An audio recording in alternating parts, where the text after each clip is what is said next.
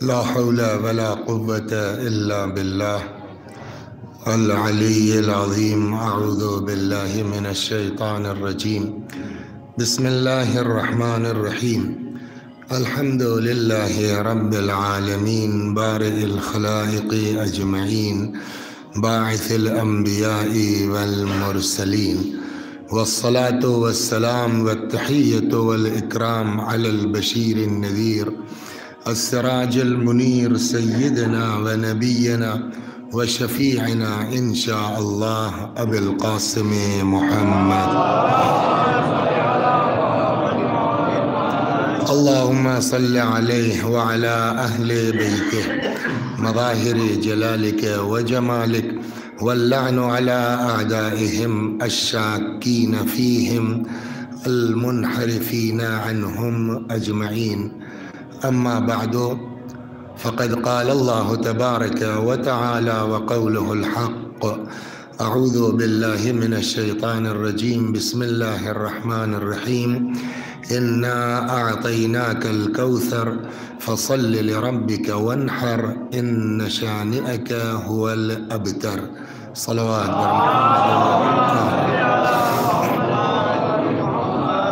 پڑھ رہے تھے تو میں نے ان دونوں حضرات سے تبسل کیا کہ آپ کی ماں کا ذکر کرنے جا رہا ہوں، لہٰذا مدد آپ فرمائیے۔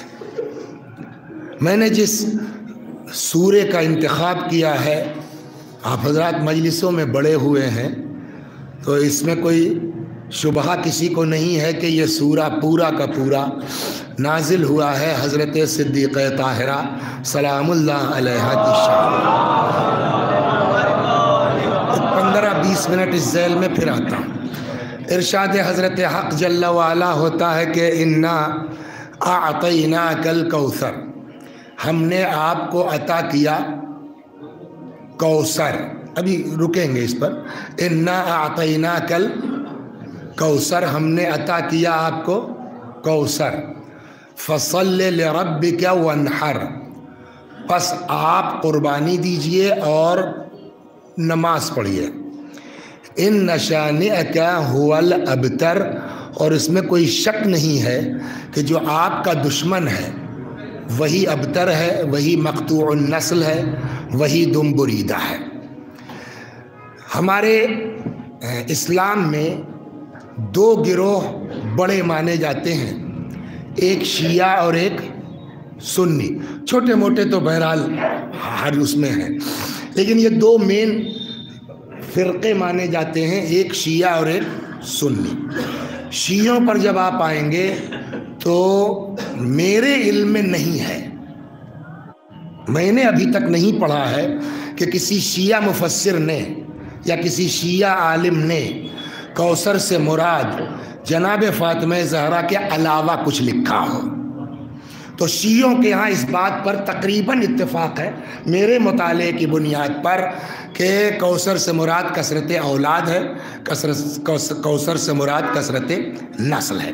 لیکن جو دوسرا گروہ ہے اس میں مختلف اقوال ہیں، بلکہ ایک ہی مفسر ہے جو کئی قول نقل کرتا ہے۔ جیسے سب سے بڑا نام ان کے یہاں جو مفسرین میں آپ لے سکتے ہیں، جن کو امام تک کہا جاتا ہے، امام فخر الدین رازی۔ ان کی کتاب جو تفسیر کی ہے الکبیر، تو آپ تفسیر کے نام ہی سے اندازہ کر لیجئے کہ جب خود نام رکھا ہے اس کا الکبیر تو کتنی بڑی ہوگی۔ ایک مجلد میں 2 جلدیں ہیں اور کل ملا کے 30 جلدیں 15 مجلدات میں ہیں۔ چونکہ یہ سورہ آخر میں ہے، بالکل 30ویں پارے میں، تو یہ جائے گی 30ویں جلد میں۔ جہاں تک مجھ کو یاد آتا ہے، بہت پرانا مطالعہ ہے کہ 24ویں صفحے سے 30ویں جلد کی انہوں نے اس آیت پر گفتگو شروع کیا اور کافی لمبا گئے ہیں، کئی پیج۔ لفظ جو ہے وہ اس کی 2 چیزیں ہوتی ہیں، 2 معنی بنیادی طور پر۔ ایک ہے کہ لفظ کا لغوی معنی کیا ہے، ڈکشنری میں معنی کیا ہے، پڑھے لکھے حضرات ہیں، کوئی بہت محنت کرنے کی شاید ضرورت نہیں ہے۔ لفظ کے دو معنی ہوتے ہیں، ایک لغوی اور ایک مرادی، وہ اصطلاحی مدرسے والی زبان ہے، یہاں دوسرے اس سے چلتے ہیں۔ ایک لغوی معنی ہے اور ایک مرادی معنی ہے، مطلب کہ ڈکشنری میں اس لفظ کے یہ معنی ہیں، لیکن بولنے والا اس معنی سے مراد کیا لے رہا ہے۔ تو یہ دو صورتیں ہو گئیں۔ ایک، یہ سارے مقدمات بھی فخر الدین رازی ہی کے نقل کر رہا ہوں، میرا اپنا کچھ نہیں ہے۔ صلوات بر محمد لیکن وہ کہتے ہیں کہ مرادی معنی آپ چاہے جو لے لیجئے، یہ فخر الدین رازی کی کہ مرادی معنی آپ چاہے جو لے لیجئے، لیکن جو اوریجنل معنی ہے، جو اصلی معنی ہے، جو حقیقی معنی ہے، وہ کہیں نہ کہیں مرادی معنی میں مضمر ہوں گے۔ یعنی وہ حقیقی معنی اس وقت تک آپ مرادی معنی کو صحیح نہیں کہہ سکتے جب تک اس مرادی معنی میں کہیں نہ کہیں حقیقی معنی کی جھلک نہ پائی جائے۔ صلوات اور سمجھنے کا مرادی معنی اس وقت تک صحیح نہیں کہے جا سکتے جب تک اس کے اندر حقیقی معنی کا اظہار کہیں نہ کہیں سے نہ ہوتا ہو۔ اب پہلے آتے ہیں کہ اس کے لغوی معنی کیا ہے کوثر کے، تو کہتے ہیں کوثر کے معنی ہے کثرت کے، یہ مبالغہ ہے۔ تو کثرت تو خود ہی زیادہ کے معنی میں ہے، اب اس کا مبالغہ ہے کوثر۔ کثرت بھی دو طرح کی ہوتی ہے، ایک اچھی کثرت ہے اور ایک بری کثرت ہے۔ ہر کثرت کو اچھا نہیں کہا جا سکتا، لیکن عربی کا کمال یہ ہے کہ اس کے ہاں ایک ایک چیز کے لیے الگ الگ الفاظ ہیں۔ کثرت کے لیے، اچھی کثرت کے لیے قرآن میں الگ لفظ ہے، بری کثرت کے لیے قرآن میں الگ لفظ ہے، دونوں استعمال ہوا ہے۔ بری کثرت کے لیے قرآن میں ارشاد ہوتا ہے الہاکم التکاثر، تو تکاثر کے معنی بھی کثرت کے ہیں، لیکن وہ اچھی کثرت کے معنی میں نہیں ہے۔ یہ کوثر بھی کثرت کا مبالغہ ہے مگر اچھے معنی میں ہے۔ اسی لیے جب آپ گھر جا کے پلٹیے گا اس سورے کو، ترجمہ پڑھیے گا فرمان علی صاحب وغیرہ کا، تو آپ کو وہاں یہ لفظ ملے گا، انا اعطیناک الکوثر، پیغمبر ہم نے آپ کو خیر کثیر دیا ہے۔ صلوات، یہاں تک آ گیا، ہم نے آپ کو خیر تو یہ ہو گئے حقیقی معنی لفظ کوثر کے، کیا خیر کثیر۔ اب اللہ کہتا ہے کہ ہم نے آپ کو خیر کثیر دیا، یہ خیر کثیر کیا ہے؟ اس خیر کثیر سے مراد کیا ہے؟ اب سوال آئے گا نہیں آئے گا؟ ہم کو لفظی ترجمے سے تو کام نہیں چلے گا نا۔ بے شک اللہ نے خیر کثیر دیا، تو اس خیر کثیر سے مراد کیا ہے؟ میں نے کہا کہ آپ کے یہاں کوئی اختلاف نہیں ہے، جہاں تک میرا مطالعہ ہے، کہ خیر کثیر سے مراد نسل اولاد ہے، لیکن ادھر جائیے ماشاء اللہ 10-11 مفاہیم لکھے خود فخر الدین رازی نے، کوثر سے مراد یہ، کوثر سے مراد یہ، کوثر سے مراد یہ، 2-3 چلیے جلدی جلدی۔ نمبر 1، یہ میں وہی شیخ امام فخر الدین رازی کی بات کر رہا ہوں، کہتے ہیں نمبر 1 کوثر سے مراد حوض، 2 کوثر سے مراد نہر، 3 کوثر سے مراد علماء، 4 کوثر سے مراد اولاد۔ یہ کم از کم 4 جو میرے ذہن میں محفوظ ہے وہ آپ کو نقل کر رہا ہوں۔ کوثر سے مراد حوض، کوثر سے مراد نہر، کوثر سے مراد علماء، کوثر سے مراد اولاد۔ ہم نے یہ کہا کہ اصل معنی ہے خیر کثیر، تو جو بھی مراد لیں گے وہاں کثرت ہونا چاہیے، صلوات درما، ورنہ درست نہیں ہوگا۔ اب آئیے کہتے ہیں صاحب کوثر سے مراد قول اول کیا؟ حوض۔ حوض کیوں؟ دلیل کیا ہے آپ کے پاس؟ تو انہوں نے روایت نقل کی کہ جب رسول اللہ معراج پہ گئے تو ہر چیز رسول اللہ کو دکھلائی گئی، یہاں تک کہ کوثر پر بھی لایا گیا، دودھ سے زیادہ سفید، شہد سے زیادہ شیریں، برف سے زیادہ ٹھنڈا۔ اب اس میں پیغمبر نے ہاتھ ڈالا फरमाया जिब्रील ये क्या है? तो जिब्रील ने कहा या रसूलल्लाह यही तो कौसर है जो अल्लाह ने आपको अता किया है। तो फखरुद्दीन राजी साहब कहते हैं कि चूंकि रिवायत ये कहती है कि कौसर से मुराद ये हौज है, इसलिए इन्ना आतैना कल कौसर का मतलब ये हुआ कि अल्लाह ने उनको हौज कौसर दिया। ठीक। सवाल, हमने कहा ओरिजिनल माना है कसरत के, हौज है ना, इसमें कहाँ से कसरत आ गई? तो उसका जवाब दिया, कहा नहीं ओरिजिनल माना है क्या? कहा जन्नत में जितनी नहरें जहां जहां गई हैं वो सब इसी से मुंशइब हुई हैं। तो चूंकि कसरत से नहरें निकली हैं इसलिए इसको हौज़े कौसर कहा जाता है। एक कौल में बहुत वक्त नहीं लूंगा, जल्दी जल्दी। एक दो, कौसर से मुराद नहर, नहर को क्यों कौसर कहा गया?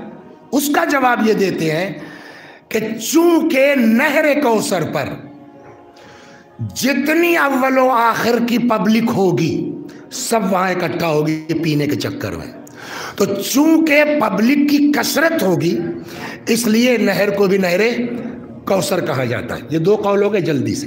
तीन, कौसर से मुराद उलमा। ये उलमा कैसे कह दिया आपने, क्या दलील है? इससे ये हमको अंदाज़ा हुआ कि यह हदीस दोनों फरीक़ों में है, शियों में भी है सुन्नियों में भी है। क्या तुम लोगों ने पैगंबर की हदीस नहीं सुनी है जहाँ रसूलुल्लाह ने फरमाया उलमाओ उम्मती का अंबिया बनी इसराइल, हमारी उम्मत के उलमा बनी इसराइल के अंबिया के मानंद हैं, या बाज़ रिवायतों में बेहतर और अफजल का भी लफ्ज़ है। उसके बाद जुमला सुनिए, दो में तो उन्होंने अक़वाल नकल किए, अपना कोई उनका तबसरा नहीं था, लेकिन तीसरे कौल पर जब आते हैं तो फिर अपना कसम खाते हैं, वाला आमरी, मेरी जान की कसम, ये तो सबसे बड़ा खैर है इन उलमा का वजूद। और फिर मिसाल देते हैं कैसे कैसे पैगंबर के बाद उम्मत में उलमा गुजरे। अब उनकी मिसाल सुनिए, कल बाक़िरे वस्सादिक़े वल काज़िमे, मिसाल के लिए भी अहले बैत के अलावा कोई नहीं मिल सकता। सलवात दर मोहम्मद। मैं इस बात को अंदर से महसूस कर रहा हूं कि यह फालतू का वक्त हमने आपको ज़ाया किया है, लेकिन चलिए ये भी एक ज़रूरी है ताकि अगला समझ में आए। ये तीन जल्दी से हम निकाल ले गए। अब आइए चौथा, हालांकि उनके यहाँ तीसरे नंबर पर है तो हमने उसको अपनी मजलिस के हिसाब से तरतीब बदल दी है। चौथा, क़ीला औलादो, यहाँ उलमा भी तशरीफ़ फरमा है, उनको अंदाज़ा है कि क़ीला का लफ्ज़ कहाँ इस्तेमाल होता है। जिस कौल को आदमी कमज़ोर समझता है या कमज़ोर बताना चाहता है वहाँ क़ीला का लफ्ज़ इस्तेमाल होता है अरबी में। जैसे उर्दू में हाँ कहते हैं, आपके यहाँ भी तो ये चीज़ है ना, कहते हैं का मतलब कोई दम इस बात में नहीं है, तो वही लफ्ज़ इन्होंने यहाँ इस्तेमाल किया, वह क़ीला औलादो। और एक कौल ये है कि कौसर से मुराद औलाद है। हमने कहा साहब इंसाफ की बात, ठीक है कि हम शिया हैं और हम ये चाहते हैं कि आप बताइए कौसर से मुराद औलाद, लेकिन अब तक जो आपने कहा हदीस पेश की, आपने दलील दी, ये कहाँ से कहा आपने कि कौसर से मुराद औलाद है? अब कबल इसके कि मैं उनकी दलील दूं पीछे चलता हूँ। सलवात दर मोहम्मद। मक्के में रसूलुल्लाह के 3 या 4 बेटे थे। सबसे बड़े कासिम, ताहिर, तय्यब, अब्दुल्लाह। 3 या 4 मैंने इसीलिए कहा। तय्यब और अब्दुल्लाह में यह है कि ये दोनों एक हैं या अलग अलग हैं।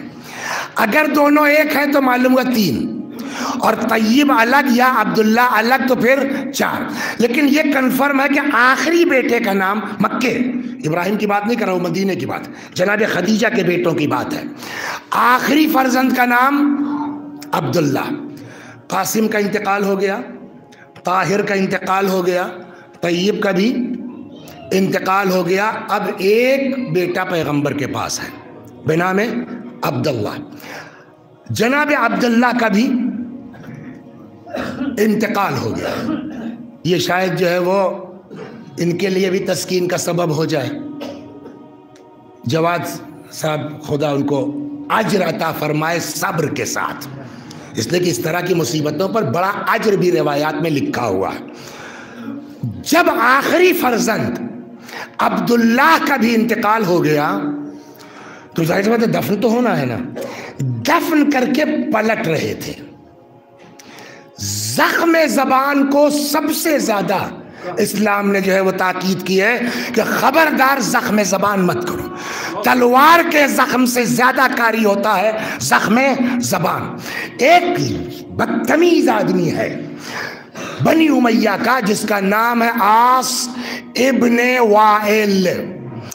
جب حضرت اپنے فرزند عبداللہ کو دفن کر کے پلٹ رہے تھے تو اب اس نے زخم زبان شروع کیا. بس دین ان کا گیا، ختم، تباہ، برباد. ایک لڑکا بچا تھا وہ بھی مر گیا. اب ان کا دین چلانے والا کون ہے؟ یہ معمولی زخم زبان نہیں ہے. لیکن رک کے اپنے پاس سے میں ایک جملہ کہہ دوں، نالائق ہے، پیغمبر کو اذیت پہنچائی ہے، زخم زبان ہے. لیکن پھر بھی ایک بات وہ دشمن بھی سمجھ رہا تھا گویا کی کہ اس دین کو اگر کوئی آگے لے جا سکتا ہے تو اولاد ہی لے جا سکتی ہے، ساتھیوں کے بس کی بات نہیں ہے. صلوات اتنا تو وہ کافر بھی سمجھ رہا تھا. لیکن پھر بھی اس کی تو جسارت ہے نا. اب وہ کہتا کہ اب تو یہ ابتر ہو گئے، اب تو ان کا دین چلنے والا ہے نہیں. یہ ہے بات پوری. اب واپس چلتے ہیں. جناب فخر الدین رازی نے چوتھا قول کیا نقل فرمایا کہ کوثر سے مراد اولاد. کیسے کہا آپ نے صاحب کہ کوثر سے مراد اولاد ہے؟ دلیل کیا ہے؟ اب دلیل کے طور پر یہ عین عبارت ہے ان کی، کیا کہتے ہیں، تفسیر کی کبیر کی. کہتے ہیں اس لیے کہ ہم نے کیوں کہا کوثر سے مراد اولاد ہے؟ انما نزلت هذه السورة ردا على من عابه علیہ السلام بعدم الاولاد.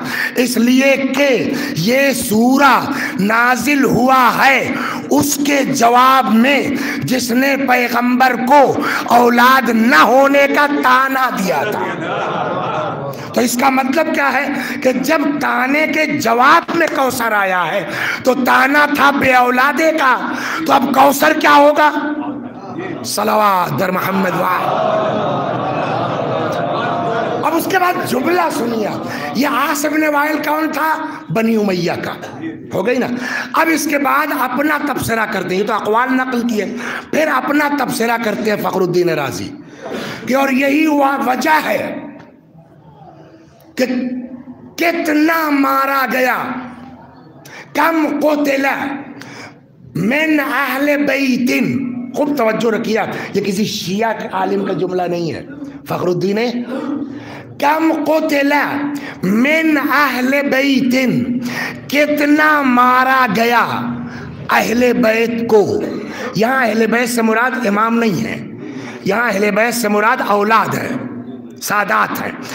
کم قتل من اہل بیت، کتنا مارا گیا اولاد پیغمبر کو. ثم العالم ممتلئ منہم، اس کے باوجود کائنات اولاد رسول سے چھلک رہی ہے. یہ ایک اس کے بعد والا وَلَمْ يَبْقَى مِن بَنِي أُمَيَّةِ أَحَدٌ، اور آج ایک بھی آدمی بنی امیہ کا ایسا نہیں ملے گا یعبأ بہ، کہ جس کی طرف اشارہ کر کے بتا سکے کہ یہ ان کی نسل کا ہے. اب سمجھے، آتیناک الکوثر ان شانیک هو الابتر. صلوات بر محمد و آل.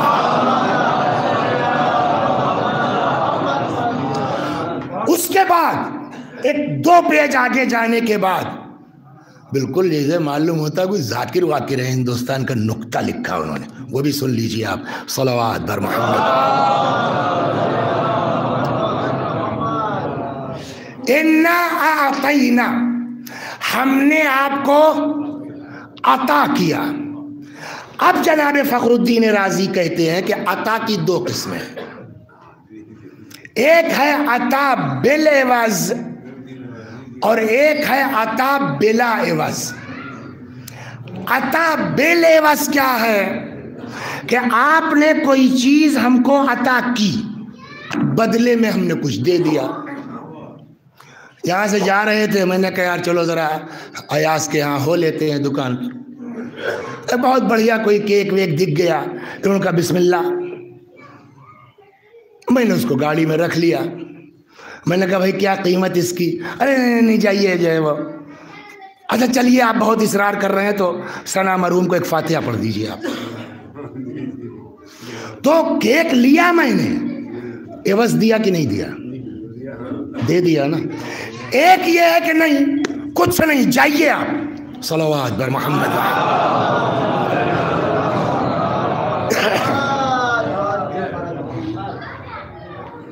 نہیں وہ اچھا نہیں لگتا نا.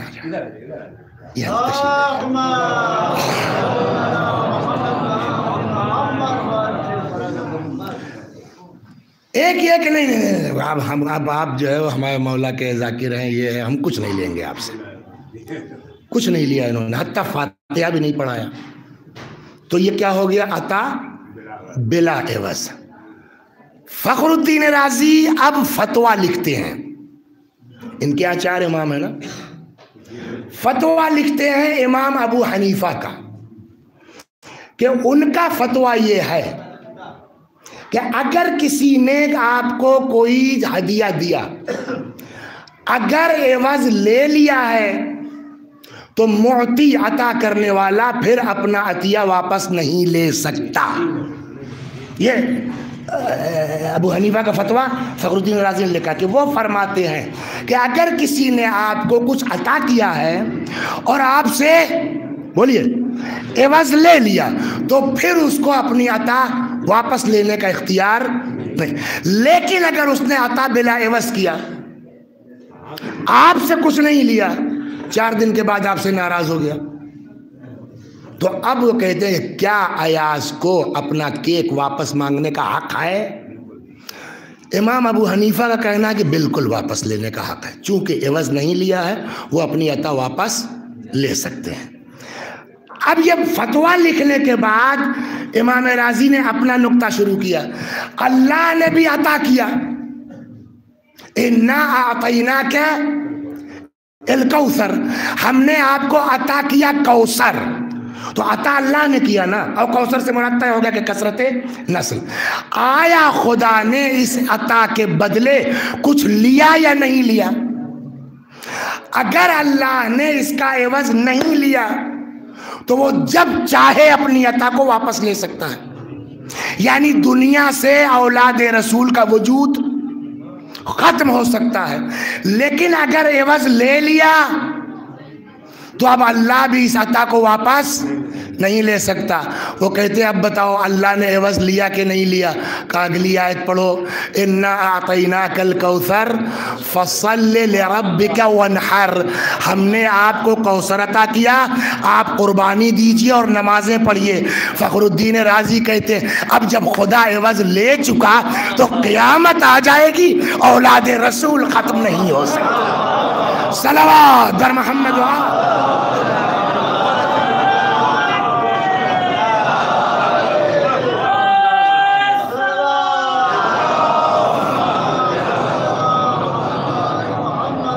اور اس کے بعد اب بحث کی ضرورت نہیں ہے. ایک بات تو یہ طے ہو گئی نا آدھے گھنٹے میں کہ کوثر سے مراد کثرت نسل، کثرت اولاد. اور یہ بھی متفق ہے کہ 4 ابراہیم کو لے لیجئے، 5 یا 4 بیٹے ہوئے مگر نسل کسی بیٹے سے، یہ بھی عظمت کا اندھا. دیکھیے ایک ہوتا ہے کہ اولاد تھی ہی نہیں، بیٹا تھا ہی نہیں، وہ ایک الگ چیز ہے. 4 یا 5 5 बेटे दे के वापस लेना और नस्ल को फातिमा के जरिए चलाना। खुदा समझाना चाहता है कि इस्लाम में फातिमा ज़हरा की अज़मत क्या है, या इस्लाम में बेटियों की हैसियत क्या है। रसूलुल्लाह से बड़ा तो कोई नहीं है कायनात में ना। जब उनकी नस्ल खुदा ने बेटों से न चला के बेटी से चलाई है तो हमको किस बात का गम है। सलावत बर मोहम्मद।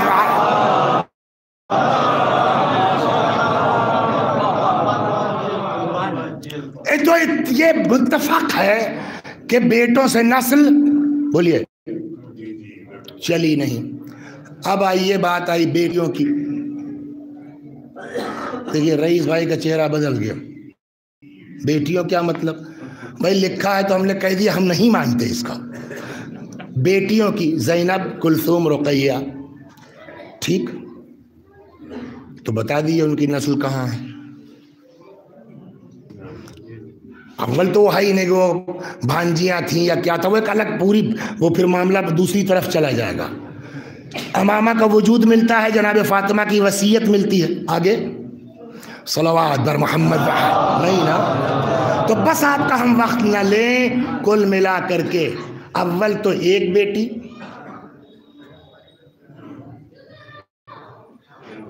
सीधी बात, एक बेटी। और अगर मान भी लिया जाए तो नस्ल किससे चली? सिर्फ फातिमा ज़हरा से। तो अब कहने में क्या दिक्कत है? इन्ना आतैना कल कौसर, कौसर से मुराद कसरत नस्ल, जिसका मिस्दाक हकीकी और वाकई सिर्फ और सिर्फ हजरत सिद्दीक़ ताहिरा सलामुल्लाह अलैहा। ये महीना शुरू हो गया है जमादिल अव्वल का। 75 दिन, 90 दिन, 95 दिन, बेहतर है कि अब से, और अल्लाह का शुक्र है कि हमारे इस बाराबंकी में ये सिलसिला शुरू हो गया है और काफ़ी दिनों से अल्हम्दुलिल्लाह चल रहा है। और उसमें एक शख्सियत इनकी मरहूम की भी थी जो इन मजाल, आज अल्लाह तबारक व तआला कब्र में उसका इनको अजर इनायत फरमाए। और आपसे गुजारिश ये है, कुछ कीजिए, कुछ कीजिए, मगर हज़रत सिद्दीक़ा का तज़किरा रुकने ना पाए। समझ गया? इसलिए कि हाँ, एक वक्त नहीं, एक हदीस सिर्फ, कौन सी, बहुत मशहूर है ना, कुल्लमा दखलत अलैहि फातिमा, जब कभी हज़रत ज़हरा सलामुल्लाह अलैहा तशरीफ़ लाती थी, बोलिए, कामा लहा रसूलुल्लाह या कामा इलैहा रसूलुल्लाह। खुदा हमारे उलमा को वाकई उनकी कब्रों पर रहम, कोई बारीकी छोड़ी नहीं है। मैं अक्सर आप लोगों के सामने कहता हूँ कि हम लोगों की नालायकी है डॉक्टर साहब के मुतालिया ना करें, वरना हमको कुछ करना नहीं है, खाली इन बुजुर्गों को पढ़ते जाए तो बहुत हमारे लिए। कामा लहा कि कामा इलैहा, तो मशहूर तो ये ना, कामा इलैहा रसूलुल्लाह का, तो लहा भी कह दे तो क्या दिक्कत है। जब भी फातिमा आती थी पैगंबर उनके लिए खड़े हो जाते थे। कल लिए खड़ा होना और है, लहा और इलैहा का फ़र्क जो बुज़ुर्गों ने बताया, एक ये है कि आप तशरीफ़ ले आए, हम आपके एहतराम में खड़े हो गए, ये हो गया कामा लहू या कामा लहा। एक ये है कि जैसे ही दाखिल हुए अपनी जगह से उठे वहाँ तक चले गए, ये है कामा इलैहा। पैगंबर के लिए कामा लहा नहीं है, कामा इलैहा है। सलवात बर मोहम्मद। खड़े होते थे, बढ़ जाते थे। एक बात, वरहबहा, रहबहा का तर्जुमा क्या करेंगे? खुशामदीद। कुछ चीज़ें होती हैं कि तर्जुमे में वो बात ही नहीं आती, मगर ये कि काफ़ी दूर जाना पड़ेगा आपको, और जब काफ़ी दूर जाएंगे तो पढ़ा लिखा आदमी कहेगा ये कहाँ से ले आए, लेकिन मफहूम नहीं अदा हो रहा ना, बगैर दूर गए। रहबहा तो हम ज़्यादा मरहबा कहते थे, मरहबा कहने में बात थोड़ी समझ में आएगी, ये आ जाएगी। खुशामदीद कहते थे। मैंने बहुत गौर किया कि क्या मतलब हुआ इसका। कामा इलैहा, खड़े हो जाते थे का मतलब बढ़ते थे उनकी तरफ। वरहबहा, आइए आइए खुशामदीद ना, जो मेरी समझ में आया वल्लाहु आलम, بانچیں کھل جاتی تھی. صلوات بر محمد. یہی ہوگا نا, بیٹی کو دیکھ کے کیا بانچیں کھل جاتی تھیں, یا یوں کہ خوش ہو جاتے تھے. وَأَخَذَ بِيَدِهَا, ہاتھ پکڑتے تھے. وَقَبَّلَهَا, اور اس کو چومتے تھے. یہ کس کی بات کر رہے ہیں آپ؟ دیکھیے, آج کے زمانے میں دو طرح کے لوگ ہیں, یا دنیاوی یا دینی, یا دنیاوی یا دینی. دنیاوی عہدے میں سب سے بڑا عہدہ ہندوستان کا وہ ہے صدارت کا. دینی عہدے میں مرجعیت. ٹھیک, آپ گئے صدارتی محل, پریزیڈنٹ صاحب آپ کے لیے کھڑے ہو گئے, یہی بہت ہو جائے گا, ہے نا. ارے رئیس بھائی, پریزیڈنٹ کھڑا ہو جاتا ہے, اتنے میں ہنگامہ ہو جائے گا. نہیں, 10 قدم آگے بڑھ گئے استقبال میں. کیوں ڈاکٹر صاحب؟ اور ہنگامہ. اس کے آگے تو نہیں ہوگا نا, اس کے آگے. لیکن اگر اتنا بھی ہو جائے تو ہر خبر, ہر چینل, ہر اخبار فوٹو چھپ رہی ہے, اپنے جو ہے ڈرائنگ روم میں بڑی سے لگائے. یہ دنیاوی ہے, کیا حیثیت ہے. اب آئیے دینی میں. نجف چلے گئے, ایران چلے گئے, تو بہت سے لوگ جاتے ہیں, ملتے ہیں. لیکن صاحب زید گئے تو رہبر معظم کھڑے ہو گئے, ان کے لیے 10 قدم آگے بڑھے, ہاتھ پکڑ کے لا کے. اچھا بات یہ نہیں ہے کہ کھڑے ہوئے آگے بڑھے, مین جملہ جو ہے نا, وَأَجْلَسَهَا فِي مَجْلِسِهِ. ایک یہ کہ بھائی آپ آئے ہم کھڑے ہو گئے نا, ایک یہ کہ آپ آئے ہم ہٹ گئے, ہماری جگہ آپ بیٹھیے. اس کی بات اور ہے. پیغمبر صرف کھڑے نہیں ہوتے تھے. ابھی اگر کسی کے لیے رہبر کھڑے ہو جائیں, بتائیے آپ, ممکن ہے کہ رہبر ہٹ جائیں, کسی کو اپنی جگہ بٹھا دے, چاہے جتنا جو ہے وہ چاہنے والا ہو, چاہے جتنا بڑا عالم ہو, چاہے جتنا بڑا آیت اللہ. یہ ممکن ہے؟ نہیں ممکن ہے نا. لیکن پیغمبر کیا کرتے تھے؟ خالی کھڑے نہیں ہوتے تھے. سبحان اللہ, سبحان اللہ, سبحان اللہ. کیا ہے صدیق کہتا ہے, خالی کھڑے نہیں ہوتے تھے, بڑھتے تھے. اخذ بیدہا, ہاتھ پکڑتے تھے. وقبلہا, چومتے تھے, لے کے آتے تھے.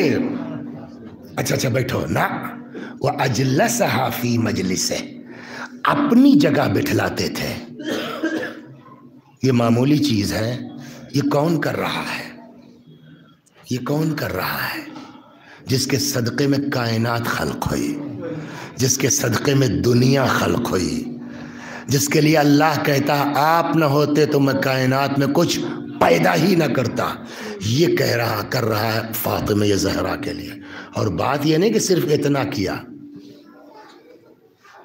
دوسری حدیث نہیں, بس وقت ختم ہو گیا, 5 منٹ. فاطمہ تو ام ابیہا, یہ معمولی روایت نہیں ہے. فاطمہ تو ام ابی, یہ کون سی ترکیب ہے؟ دنیا میں کوئی بیٹی اپنے باپ کی ماں ہو سکتی ہے؟ یہ ممکن ہے؟ رسول اللہ نے فرمایا فاطمہ تو ام ابیہا, فاطمہ اپنے باپ کی ماں ہے. کیا مطلب ہوا اس کا؟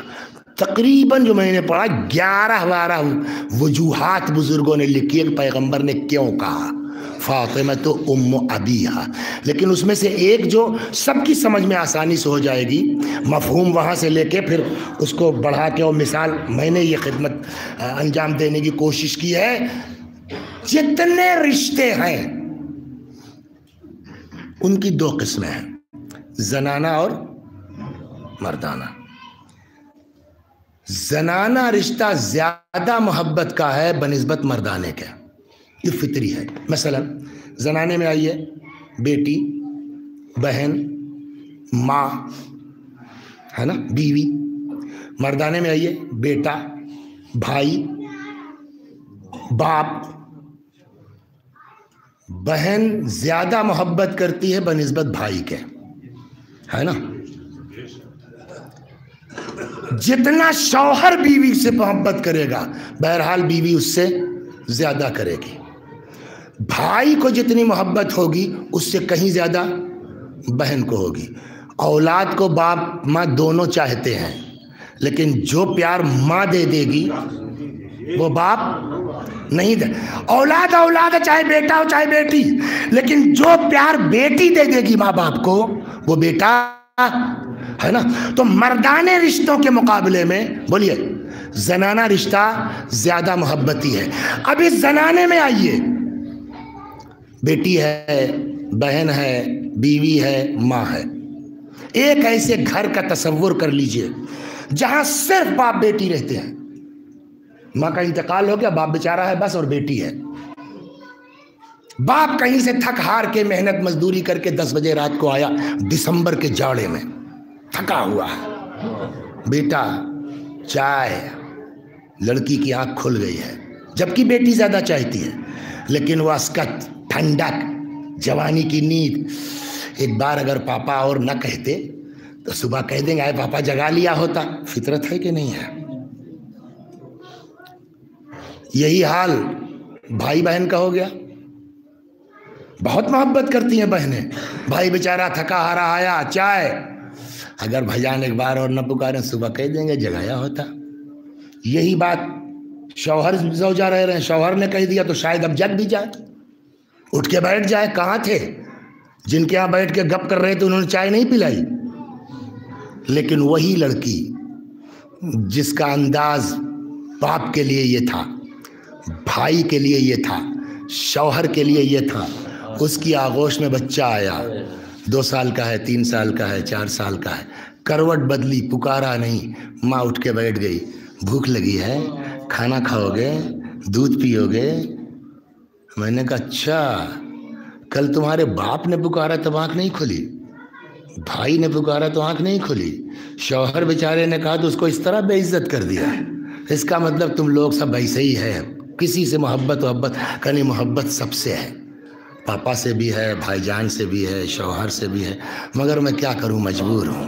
جب سے اللہ نے یہ بچہ دیا ہے، عجیب کیفیت ہے نا، تو اس کا مطلب ساری محبتیں ایک طرف، ماں کی ممتا، ساری محبتوں میں ماں کی محبت کا کوئی تقابل۔ اب ذرا پیغمبر کی زندگی پڑھ لیجئے، باپ کو تو خیر دیکھا ہی نہیں، محبت کیا پاتے۔ بچپنے میں ماں کا انتقال ہو گیا، دادا بھی کچھ دن کے بعد چلے گئے، چچی نے محبت دی، اس سے بھی آپ یہاں سمجھ سکتے ہیں، اور چچی نے واقعاً محبت دی۔ تو جب پیار محسوس ہوا تو ان کے لیے بھی کہا کہ امی بعد امی، یہ میری ماں کے بعد میری ماں ہے۔ اب سمجھ میں آ گیا نا کیا ہوتا ہے۔ چچی کا بھی انتقال ہو گیا۔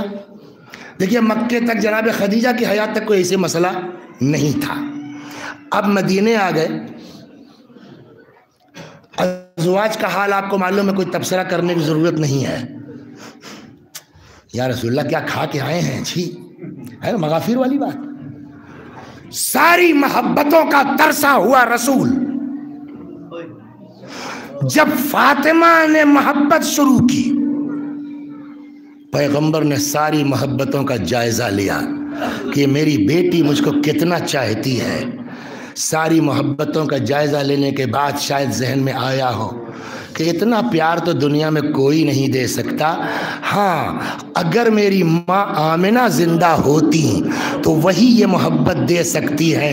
شاید فاطمہ کی محبت میں ماں کی ممتا کا احساس ہوا تو طلب کے فرمایا فاطمہ تو ام ابیہا، فاطمہ اپنے باپ کی ماں ہے۔ اب اس کے بعد اس بی بی کے لیے کیا کہا جائے؟ اللہ اکبر۔ بس میرے بھائیو چند جملے مصائب کے اور ختم و دعا، اس دعا کے ساتھ کہ بی بی شہزادی یہ آپ کی شہادت کی تاریخیں آ رہی ہے. ہم سب کو توفیق دیجیے خلوص نیت کے ساتھ آپ کی عزاداری کر سکے. اللہ اکبر. دنیا میں کوئی باپ نہ اپنی بیٹی کو اتنا چاہ سکتا ہے، نہ کوئی بیٹی اپنے باپ سے اتنی محبت کر سکتی ہے جتنا جناب پیغمبر کو فاطمہ سے اور حضرت زہرا کو رسول اللہ سے. جب کبھی مدینے سے باہر جاتے تھے سب سے آخر میں بی بی سے ملاقات کرتے تھے. جب واپس آتے تھے سب سے پہلے جناب فاطمہ سے ملتے تھے.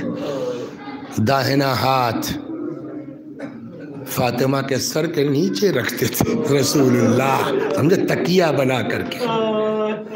جب آیت تطہیر نازل ہوئی، مشہور تو 6 مہینہ ہے، بعض میں 9 مہینہ بھی ہے. روزانہ صبح صبح آتے تھے. السلام علیکم یا اہل بیت النبوہ انما یرید اللہ لیذہب عنکم الرجس اہل البیت. سلام کرتے تھے، آیت تطہیر کی تلاوت کرتے تھے. یہ روزانہ کا حضرت کا وتیرہ رہا ہے. ادھر فاطمہ، کوئی بیٹی اپنے باپ جو مرتے دم تک ٹھیک نہیں ہوا. سلیم کا نام سنا ہے آپ نے نا؟ سلیم ابن قیس ہلالی. یہی قنفذ یہ گورنر ہو گیا. جو آدمی اس طرح کرے گا تو اس کو تو پوسٹ ملنا ہے نا، آج بھی ہو رہا ہے. گورنر ہو گیا. ایک دن سلیم آئے مولا کے پاس، دوسرا دور حکومت تھا. سلیم نے آگے کہا مولا کچھ سنا آپ نے؟ کیا؟ کہ سارے گورنروں کی آدھی پراپرٹی ضبط ہو رہی ہے، جتنے گورنر ہیں دوسرے دور حکومت میں. لیکن سلیم کو نہیں، قنفذ کو نہیں ٹچ کیا گیا. جیسے ہی سلیم نے یہ کہا مولا رونے لگے. اب سلیم کو یہ میں نے کیا کہا؟ مولا کیوں یہ رونے کی کون؟ کہ تمہیں پتا ہے یہ قنفذ کو چھوٹ کیوں دی گئی ہے؟ کہ مولا کیوں؟ کہ یہ اس کوڑے کا شکریہ ہے.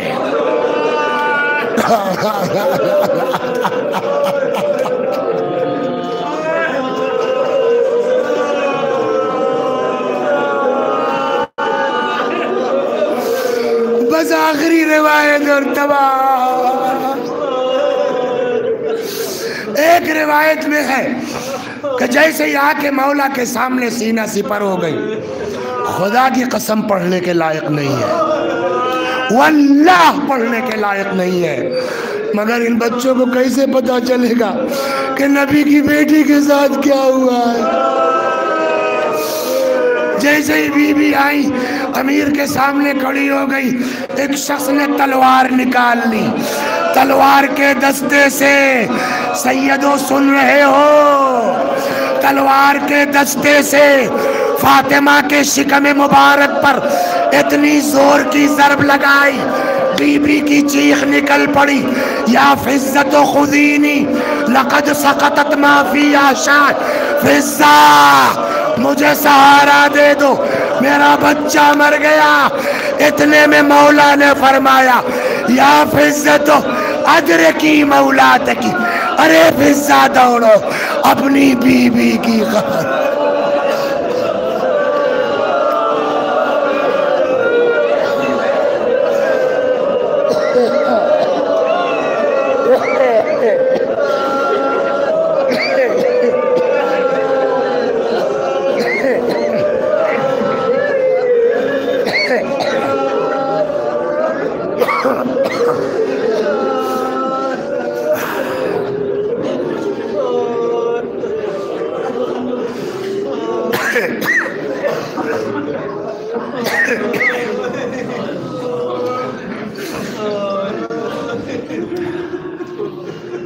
میں بھی پڑھتا ہوں، میرے ساتھ آپ بھی دہرائیے. مرحوم کے ایصال ثواب کی نیت سے. اللہم صلی علی محمد وآل محمد. اللہم صلی علی محمد وآل محمد.